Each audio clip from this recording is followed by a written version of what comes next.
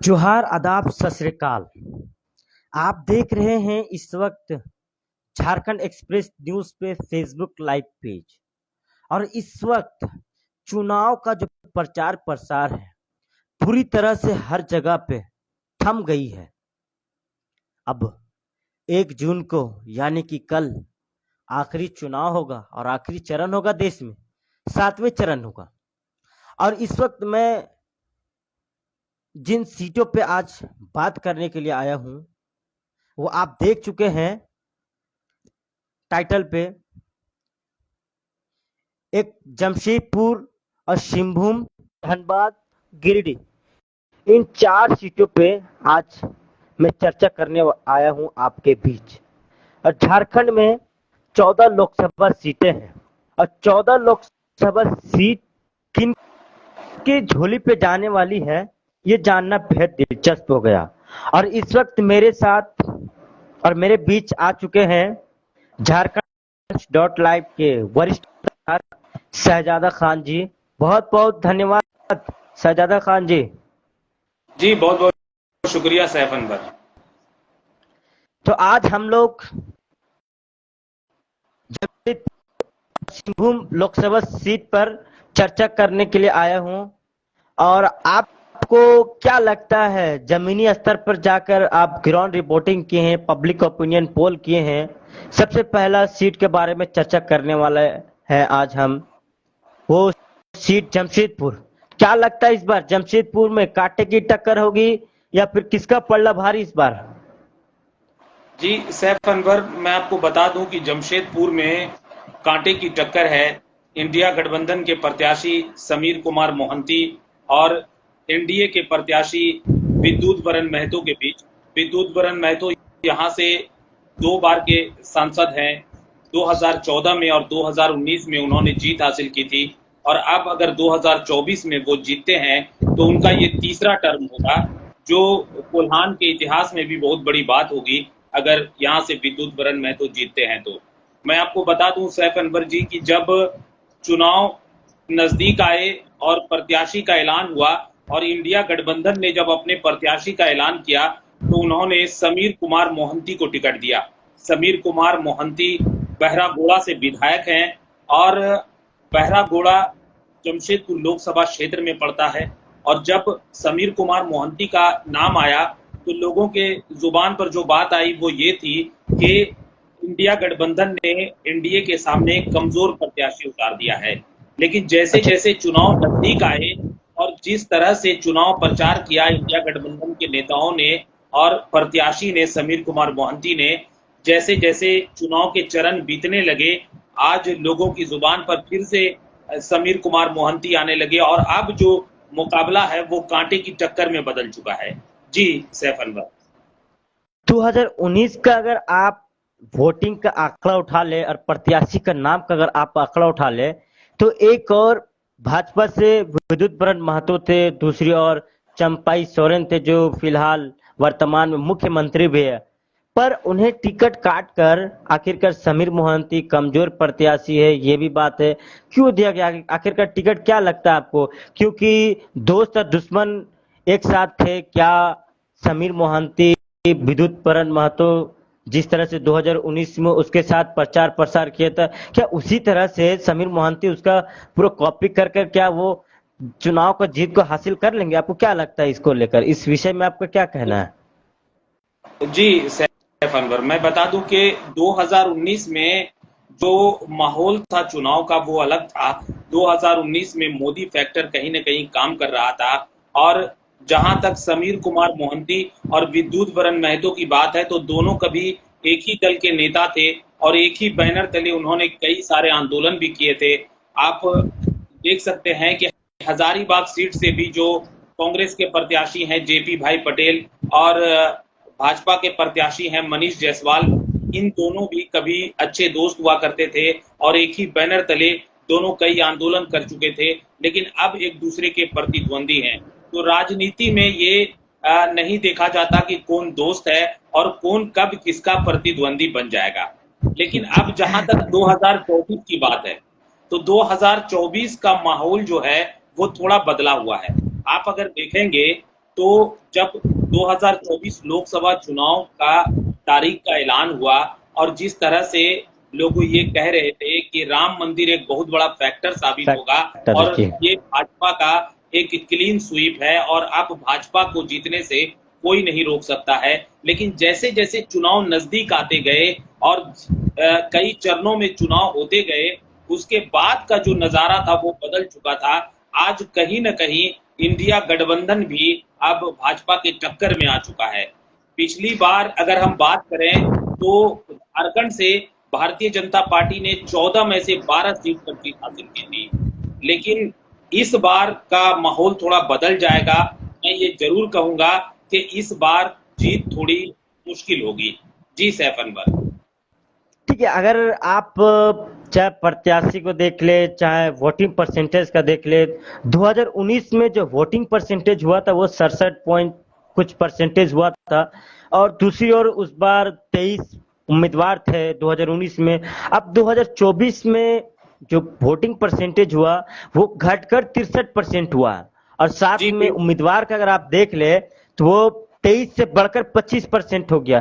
क्या जो 25 कैंडिडेट आया है, क्या कुछ वोट काटेगा, या फिर विद्युत बरन महतो का वोट काटेगा, या फिर दूसरी और जो अभी जो समीर मोहंती को प्रत्याशी बनाया गया है जेएमएम से, इंडिया गठबंधन से, क्या लगता है? चाहे वो वोटिंग परसेंटेज का देख ले तो कहाँ पे कमी हुई, क्या लगता है? और क्या लगता है सर? देखिए सैफ अनवर, मैं आपको बता दूं कि पूरे भारत में वोटिंग का परसेंटेज इस बार घटा है। चाहे वो भारत की किसी भी क्षेत्र की बात हो, हर जगह से वोटिंग परसेंटेज जो है वो कम आए हैं। लेकिन जमशेदपुर लोकसभा सीट की अगर बात करें तो यहाँ शहरी क्षेत्रों में वोटिंग परसेंटेज कम है, लेकिन ग्रामीण क्षेत्रों में वोटिंग का परसेंटेज जो है वो बढ़ा है।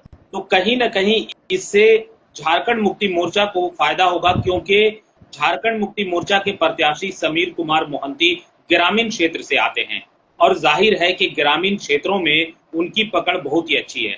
और एक बात जो जमशेदपुर लोकसभा सीट में मुझे देखने को मिली वो ये थी कि जमशेदपुर लोकसभा सीट में कुल 6 विधानसभा है और जी इन 6 विधानसभा में 5 विधानसभा पर इंडिया गठबंधन के विधायक हैं और जी सिर्फ एक विधानसभा ऐसा है जो किसी और के पास है, वो सरयू राय जी हैं। जी बाकी 5 विधानसभा जो है, जो विधायक हैं, वो इंडिया गठबंधन के हैं।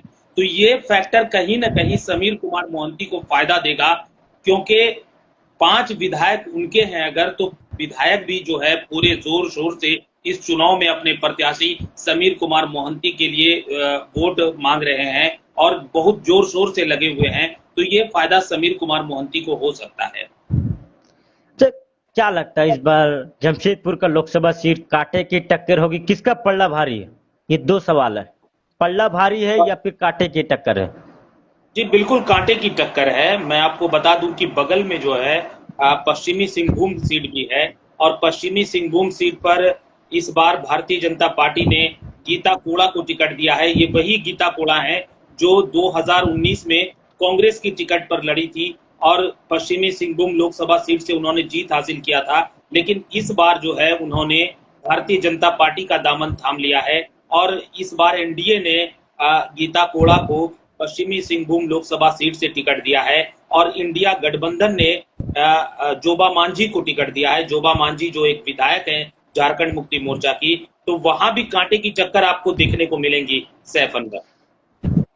ठीक है, अब मैं बात करता हूँ सिंहभूम के बारे में। ठीक है, सिंहभूम में कुल 6 विधानसभा है, 6 विधानसभा का, और सिंहभूम के जो प्रत्याशी है गीता कोड़ा, जो अभी फिलहाल में कांग्रेस के जो प्रत्याशी थे, पर वो दल बदल कर वो दूसरे का दामन थाम लिया, वो भी भाजपा का, और भाजपा उसे सिंहभूम लोकसभा सीट के प्रत्याशी बना दिया है। तो इन दोनों में से क्या लगता है इस बार 400 पार का जो नारा मोदी जी का लगा है उसमें क्या गीता कोड़ा का नाम आएगा? देखिए सबसे पहली बात तो मैं आपको बता दूं सैफ अनवर कि ये 400 पार का नारा एक स्लोगन है जो भाजपा ने दिया है। 400 पार जी आना मुमकिन नहीं है। ये एक स्लोगन कह सकते हैं, चुनाव जीतने के लिए हर पार्टी अपना अपना स्लोगन बनाती है। उसी तरह से अब की बार मोदी सरकार या अब की बार 400 पार या जो इंडिया गठबंधन का स्लोगन है कि इस बार सत्ता में आना है, तो ये स्लोगन्स पार्टियां बनाती हैं। लेकिन जहां तक पश्चिमी सिंहभूम सीट की बात करें तो पश्चिमी सिंहभूम सीट पर मैंने खुद रिपोर्टिंग की है। पश्चिमी जी सिंहभूम सीट पर इस बार के चुनाव में प्रधानमंत्री नरेंद्र मोदी, अमित शाह और भी एनडीए के कई दिग्गज नेताओं का दौरा हुआ। इंडिया गठबंधन के भी राहुल गांधी या फिर चंपाई सोरेन या इंडिया गठबंधन के जो मतलब अपने कद्दावर प्रत्याशी नेता, को जितलाने के लिए पूरा ताकत झोंक हाँ दिया था ना जी जी, स्टार सभी आए, प्रचारकों। जी सभी आए। लेकिन जनता का मूड जो ये कहता है, मैंने पब्लिक ओपिनियन भी किया था, जी जनता का ये मूड जो कहता है, वो कुछ जनता का कहना है कि गीता कोड़ा उनके लिए अच्छी हैं। बाकी कुछ जनताओं का ये भी कहना है कि गीता कोड़ा ने दल बदल लिया और अब गीता कोड़ा को हम लोग वोट नहीं देंगे। ये भी वहां के कई जनताओं का कहना है। और ये भी कहा जा रहा है कि गीता कोड़ा डर से भारतीय जनता पार्टी में शामिल हुई, क्योंकि मधु कोड़ा के ऊपर कई केसेस चल रहे हैं। तो इसको लेकर भी कई सारी बातें जो हैं वो कही जा रही हैं। तो कहीं ना कहीं चाईबासा, जो जिसे कहते हैं पश्चिमी लोकसभा सिंबल सीट, पश्चिमी सिम लोकसभा सीट पर भी कांटे की टक्कर आपको देखने को मिलेगी। नहीं देखिए, आपने कहा कि सिंहभूम में जो गीता कोड़ा है, मधु कोड़ा के ऊपर केस था, इसके लिए वो बचने के लिए वो अपने दल को बदल लिया। मुझे ऐसा प्रतीत हो रहा, आपने भी कहा कि जब मैं ग्राउंड रिपोर्टिंग करने के लिए गया तो उस कुछ जनता लोग ने कहा कि दल को बदल कर, इसीलिए मैं उसे साथ नहीं दूंगा इस बार है तो जोबा मांझी को। तो 100% 70% जोबा मांझी को मिल सकता है क्या?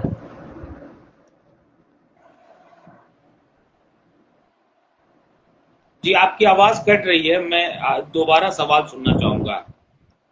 देखिए, एक चीज आपने कहा कि जब मैंने ग्राउंड रिपोर्टिंग किया तो उस समय कई पब्लिक ओपिनियन पोल में कहा कि गीता कोड़ा अपने दल को बदल दिया, मधु कोड़ा का केस कुछ था इसके लिए उसने दल को बदल दिया। ठीक है, एक सवाल निकल गया। कुछ लोग कह रहे हैं कि वो दल को बदल लिया इसलिए मैं उसे वोट नहीं दूंगा। आपने भी कहा कि ग्राउंड रिपोर्टिंग किया, झारखंड टाइम्स डॉट लाइव में भी ये सब चला है। तो कहीं ना कहीं 100% में अगर रिजल्ट दिया जाए किसी को, तो क्या 60 से 70% जोबा मांझी को दिया जाएगा? जी नहीं, 60 से 70% नहीं दिया जा सकता है। मैं अगर दूं तो मेरे ख्याल से 55 से 45 आप कर सकते हैं, क्योंकि कांटे की टक्कर है अच्छा, दोनों कांटे के बीच। की टक्कर। अच्छा ठीक है, एक जो पिछला बार 2019 के जो प्रत्याशी 9 प्रत्याशी थे जिसमें से वोटिंग परसेंटेज लगभग 70 के क्रॉस हुआ था, और दूसरी और 2024 अभी का वोटिंग परसेंटेज अगर देख ले तो कहीं ना कहीं उसमें कुछ बदलाव 68% कुछ हुआ था। और 14 कैंडिडेट कुल प्रत्याशी 9 से बढ़कर 5% और 5 प्रत्याशी बढ़ गए। तो प्रत्याशी का बढ़ने का और साथ में वोटिंग परसेंटेज का कम होना सिंहभूम लोकसभा सीट में भी इसी तरह से हुआ। और एक और बीजेपी से जो प्रत्याशी है गीता कोड़ा जो अपने दल को बदल दिया, दूसरी ओर जेएमएम के जोबा मांझी को टिकट दिया गया है। तो कहीं ना कहीं ये सीट बेहद दिलचस्प हो गया माना जा रहा है ना? जी बिल्कुल, दिलचस्प तो हो गया है। देखिए, मैं आपको बता दूं कि गीता कोड़ा जो है वो ग्रामीण क्षेत्र से आती हैं, और जी गीता कोड़ा की राजनीति बहुत ही अच्छी रही है। इसमें कोई शक नहीं है कि वो जमीनी नेता हैं और उन्होंने अपनी पहचान भी बनाई है। तो अगर वोटिंग परसेंटेज में गिरावट होती है पश्चिमी सिंहभूम लोकसभा सीट पर, तो ये कहीं ना कहीं दोनों के लिए नुकसानदायक है। वहां पर जोबा मांझी को भी नुकसान होगा और गीता कोड़ा को भी नुकसान होगा। तो जिन दो सीटों पे हम लोग चर्चा कर रहे हैं वो दोनों सीट कांटे की टक्कर होगी, पर वोटिंग का जो रिजल्ट का जो मार्जिन होगा वो बहुत ही कम होगा, ये निकल कर आ रही ना? जी, बहुत ही कम मार्जिन रहेगा जीत का इन दोनों सीट पर। जो 2019 में मार्जिन था, वो इस बार आपको देखने को नहीं मिले। नहीं ये तो मिलेगा। बिल्कुल तय है। अच्छा, गिरिडीह के जो प्रत्याशी है इस बार जयराम महतो, क्या लगता है झारखंड में ये किनका समीकरण बिगाड़ सकता है आपको देखिए, क्या लगता है? जयराम महतो एक चेहरा है और इसमें कोई शक नहीं है कि झारखंड की राजनीति में जो उन्होंने एक नई बिगुल भूचाल। फूंका है, उसकी आवाज बहुत दूर तक जाएगी। और जयराम महतो गिरिडीह लोकसभा सीट से खड़े हुए हैं और जयराम महतो को सभी समुदाय ने हाथों हाथ लिया है। जो समुदाय के धरातल की बात करते हैं, जमीनी हकीकत की बात करते हैं, जो शिक्षा की बात करते हैं, जो स्वास्थ्य की बात करते हैं, जो रोजगार की बात करते हैं, जो अपने हक की बात करते हैं, ऐसे लोगों का हीरो जो है वो जयराम महतो है। और कहीं ना कहीं जयराम महतो गिरिडीह लोकसभा सीट पर बहुत बड़ा फैक्टर बन के साबित होगा। और गिरिडीह लोकसभा सीट पे कुछ भी हो सकता है, क्योंकि मुकाबला वहां त्रिकोणीय देखने को मिलेगा आपको, सैफ अनवर। जी क्योंकि जी, मैं भी जो खुद। जी जो भाजपा का कोर वोटर्स है, वो जयराम महतो की तरफ ट्रांसफर हो सकते हैं, इसमें कोई शक नहीं। चाहे वो कुर्मी कोई वोट शक हो नहीं। या फिर और भी, जो मैंने आपको जैसा कि कहा कि जो धरातल की बात करते हैं, जो बुनियादी जो सुविधाएं होनी चाहिए उनकी बात करते हैं, वैसे लोगों को के हीरो जो हैं वो जयराम महतो हैं। और कहीं ना कहीं जयराम महतो गिरिडीह लोकसभा सीट पर बहुत बड़ा फैक्टर साबित होंगे। जी सैफ अनवर। बहुत बहुत शुक्रिया, आपने जो दो सीट पे आज चर्चा किया, सिंहभूम लोकसभा सीट और जमशेदपुर लोकसभा सीट के बारे में। तो इस बार कांटे की टक्कर है और आपको बहुत बहुत धन्यवाद जिन दो सीटों पे आपने चर्चा किया। ये झारखंड एक्सप्रेस न्यूज़ पे आपको बधाई हो और झारखंड टाइम्स डॉट लाइव के सभी साथी और सभी फॉलोअर को इस झारखंड एक्सप्रेस न्यूज़ की ओर से भी बधाई हो। ठीक है, चलिए, कल बहुत बहुत मिलते हैं। शुक्रिया। कल मिलते हैं, फिर दो लोकसभा सीट के बारे पे चर्चा करेंगे। बहुत बहुत शुक्रिया। जी जी, बहुत बहुत शुक्रिया।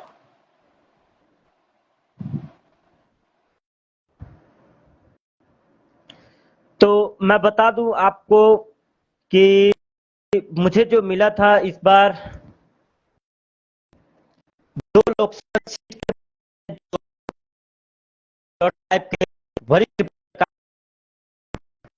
खान, आप फेसबुक पे जाके सर्च कर सकते हैं झारखंड टाइम्स डॉट लाइव के पत्रकार से किस तरह से जमीनी हकीकत को दिखाते हैं, किस तरह से पब्लिक ओपिनियन पोल को लेते हैं, वो आपको धरातल पे दिखेगा। अरे वो लगभग आज कह ले झारखंड टाइम्स डॉट लाइव के जो वरिष्ठ पत्रकार है, उनका जो फॉलोअर है वो 1,77,000 की क्रॉस है।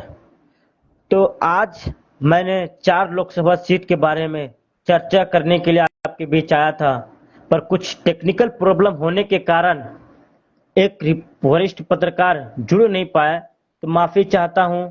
तो आज मैं खुद आपके बीच गिरिडीह लोकसभा क्षेत्र के बारे में चर्चा करने के लिए आया हूं। तो देखिए, गिरिडीह लोकसभा जो क्षेत्र है इस बार बेहद दिलचस्प हो गया है जानने के लिए, और मामला अभी त्रिकोणीय है। क्योंकि जब से जयराम महतो ने, शहजादा खान जी थोड़ा कमेंट कीजिए, आपको भी जोड़ लेते हैं। तो देखिए, जब से जयराम महतो ने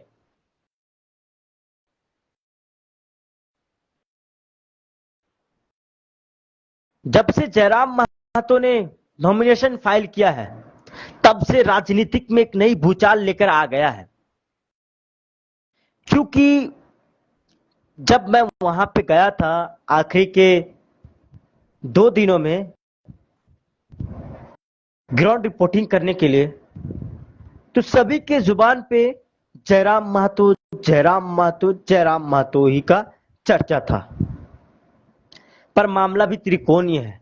अब ये देखना बेहद दिलचस्प हो गया है, जिस तरह से उसके सभा में भीड़ होती थी, क्या उसको वोट में तब्दील हो पाएगी, ये जानना बेहद दिलचस्प हो गया है। दूसरी ओर फिलहाल में वर्तमान के सांसद जो है चंद्र प्रकाश चौधरी है, वो भी कई स्टार प्रचारक किए, इंडिया गठबंधन के जेएमएम के प्रत्याशी मथुरा प्रसाद महतो के भी स्टार प्रचारक आए। वो भी प्रत्याशी को जितलाने के लिए जनता के बीच आया। देखिए, आने का सिलसिला था, ये सभी पार्टी के प्रत्याशी जितलाने के लिए आते हैं, पर ये अलग सा चेहरा जो आया है आपके बीच, जो राजनीतिक में एक नई भूचाल लेकर आया है, युवाओं का क्रेज है। तो जब मैं आपको बता रहा था कि जब मैं वहां पे ग्राउंड रिपोर्टिंग करने के लिए गया था, सभी को जुबान पे जयराम महतो, जयराम महतो था, जयराम महतो था। युवा है, काम करेगा, जमीनी हकीकत के बारे में बोलते हैं, चाहे वो स्थानीय नीति हो, चाहे वो विस्थापन नीति हो, चाहे वो किसी भी चीज का मुद्दा हो, चाहे वो मुआवजे दिलवाने की बात हो, वो जमीनी स्तर, जमीनी हकीकत को लेकर आते हैं और जनता के बीच काम करते हैं। क्या जिस तरह से अगर आप देख ले कि परसेंटेज अगर दिया जाए 100% में जयराम महतो को, तो वो 70% दिया जाएगा, क्योंकि उनके सभा में भीड़ होती थी।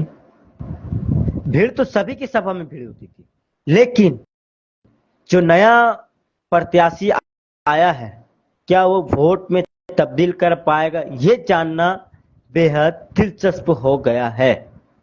अगर वोट में तब्दील हो जाता है भीड़ वाला, तो आसानी से ये सीट जयराम महतो निकाल लेगा। और अगर भीड़ वोट में तब्दील नहीं होती है तो वो हार जाएगा। बस यही एक फैक्टर है। मोदी का फैक्टर भी चला, राहुल का फैक्टर भी चला, बहुत सारा स्टार प्रचारकों का आने का दौर हुआ, और जयराम महतो को जिस तरह से लोग चंदा दे रहे थे वो भी है। तो मैं बता दूं कि 2019 में वोटिंग परसेंटेज जो है वो गिरिडीह लोकसभा क्षेत्र में 67.11% था, और उस समय 2019 में कुल प्रत्याशी जो थे वो 15 प्रत्याशी थे। तो कहीं ना कहीं एज कंपेयर टू देखा जाए 2024 का, तो 2024 के लोकसभा सीट का गिरिडीह का बात करते हैं, तो इस बार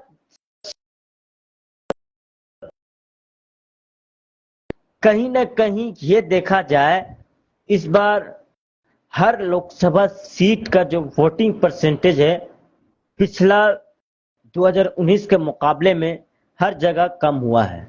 आखिरकार वजह क्या रहा? वजह यही रहा कि प्रचंड गर्मी होने की वजह से, क्या प्रचंड गर्मी से होने की वजह से घरों से बाहर नहीं निकले। और जिस तरह से मैं बात कर रहा था कि 2019 में कुल प्रत्याशी 15 थे गिरिडीह में, और 2024 में वो 15 से बढ़कर 16 हो गया। वो भी 16 में जो गिना जा रहा है वो जयराम महतो है। तो अगर भीड़ वोट में तब्दील हो गई तो आसानी से जयराम महतो ये सीट को निकाल लेगा। पर एक और जमीनी नेता चंद्रप्रकाश चौधरी, जो पिछले बार वोट लाया था, बहुत ही ज्यादा लाया था, 6,48,277 वोट लाया था। और वो जो कांटे की टक्कर जिनके साथ मुकाबला हुआ था, वो स्वर्गीय जगन्नाथ महतो के बीच हुआ था। तो वो भी वोट लाया था 3,99,930 वोट। पर इस बार जो मामला है वो त्रिकोणीय हो गया है। ये कहना मुश्किल हो गया है कि गिरिडीह में कौन जीतेगा। पर मैं जिस तरह से आपको बता रहा हूं बार बार कि भीड़ अगर वोट में तब्दील हो गई तो जयराम महतो आसानी से ये सीट को निकाल लेगा, और मामला त्रिकोणीय हो गया है। जयराम महतो को लोग चंदा भी दे रहे थे। तो देखिए, साफ तरीके से ये निकल कर आ रहा है जो जो लोग देख रहे हैं वो शेयर करते जाइए दोस्तों के पास। 4 लोकसभा सीट पर चर्चा कर रहे हैं हम। तो मैं बता दूं कि जिस विषय में बात कर रहा था उसको कंटिन्यू करते जाते हैं। तो मामला जो अभी त्रिकोणीय हो गया गिरिडीह सीट का, चाल आ गया राजनीतिक में। तो मामला जो त्रिकोणीय है, टाइगर जयराम को साथ में चंद्र प्रकाश चौधरी, मथुरा प्रसाद महतो, तो किनके झोली पे जाएगी ये सीट, अब जानना बेहद दिलचस्प हो गया। लेकिन खास बात यह है कि ये तीनों जो प्रत्याशी हैं कुर्मी प्रत्याशी हैं और कुर्मी वोटर वहां पे ज्यादा है और वोटिंग परसेंटेज भी 2019 के मुकाबले में कम हुआ है। अब कुर्मी किसको कुर्मी को चुनते हैं इस बार लोकसभा सीट के, जयराम महतो को चुनते हैं ऐसा प्रतीत हो रहा है। क्योंकि जब मैं जमीनी स्तर पर जाके ग्राउंड रिपोर्टिंग कर रहा था सभी के जुबान पे जयराम महतो था। कुछ ही लोगों के जुबान पर प्रकाश चौधरी का नाम था और मथुरा प्रसाद महतो का भी नाम था। देखिए वहां पे 6 विधानसभा सीटें आती है, वो गोमिया, टुंडी, डुमरी, बेरमो, बागमारा, ये सब विधानसभा सीटें हैं। तो जेएमएम का सीधे से टक्कर है बीजेपी से। अब आगे चर्चा करेंगे धनबाद का। तो गिरिडीह के बारे में बता दिया कि अगर भीड़ वोट में तब्दील होगी तो जयराम महतो आसानी से ये सीट को निकाल लेगा। अब बात करते हैं धनबाद लोकसभा सीट के बारे में। तो धनबाद लोकसभा सीट भी इस बार दिलचस्प हो गया है। तो धनबाद लोकसभा सीट के जो पिछले बार के जो सांसद 2019-2024 पिछले 2 टर्म के हैं पशुपतिनाथ सिंह है। और अभी फिलहाल में 2024 के जो वर्तमान के जो प्रत्याशी है ढुल्लू महतो है, अनुपमा सिंह है और एक जयराम महतो का पार्टी इखलाक अंसारी भी है। तो 2019 मुकाबले में 2024 के बारे में बात करते हैं तो 2019 में वोटिंग परसेंटेज 60% हुआ था और प्रत्याशी 20 थे। और 2024 का बात करें तो 60 मतलब 2% घटा है और कुल प्रत्याशी 25 है, 5 बढ़ गया इस बार। तो धनबाद लोकसभा सीट में ज्यादातर वहां का वोटर है वो सिंह है। अब सिंह है सो किसको चुनते हैं इस बार धनबाद में, ये जानना बेहद दिलचस्प हो गया। इसमें भी स्टार प्रचारकों का आने का दौर सिलसिला जारी था और मामला अभी यहाँ पे दो कोनी हो गया है। एमडी इखलाक अंसारी को उतना चर्चा नहीं है धनबाद में। अभी चर्चा सिर्फ 2 ही का है, अनुपमा सिंह और ढुल्लू महतो। धनबाद का एक ऑडियो वायरल हुआ था जयराम महतो का पार्टी को लेकर, वो इखलाक अंसारी का। कहीं ना कहीं ये भी वोट को काट रहे हैं या फिर वोट जिस तरह से ऑडियो वायरल हो रहा है, वायरल से क्या प्रतीत होता है। और एक और ढुल्लू महतो है, ढुल्लू महतो के साथ कई समर्थन भी दिए हैं कई प्रत्याशी। एक प्रत्याशी जो था करण महतो, झुमरा किंग, वो भी है सो उसे समर्थन दे दिया। लेकिन किसकी झोली पे जाएगी, यहाँ का भी कांटे की टक्कर है। वहां पे कुल 6 विधानसभा हैं, बोकारो, निरसा, झरिया, सिंदरी, धनबाद, चंदन क्यारी। तो देखिए मैं बता दूं कि इस बार है सो सबसे पहली बात करते हैं जमशेदपुर। जमशेदपुर में जो भी हारेगा जो भी जीतेगा वोटिंग का मार्जिन वो बहुत ही कम रहेगा। दूसरी और बात करते हैं सिंहभूम के बारे में। सिंहभूम में ऐसा माना जा रहा है कि जोभा मांझी को साथ मिले, क्योंकि एक और जो जमीनी नेता है गीता कोड़ा, वो कहीं ना कहीं दल बदल कर गलत किया होगा। बता सजादा खान जी कि मैं जब ग्राउंड रिपोर्टिंग कर रहा था सभी को जुबान पे था जोबा मांझी जोबा मांझी। ये जो दल बदलू है, दल को बदल दिया है, इसीलिए कहीं ना कहीं ये जो दल बदला है कहीं ना कहीं वोट भी बदल रहा है।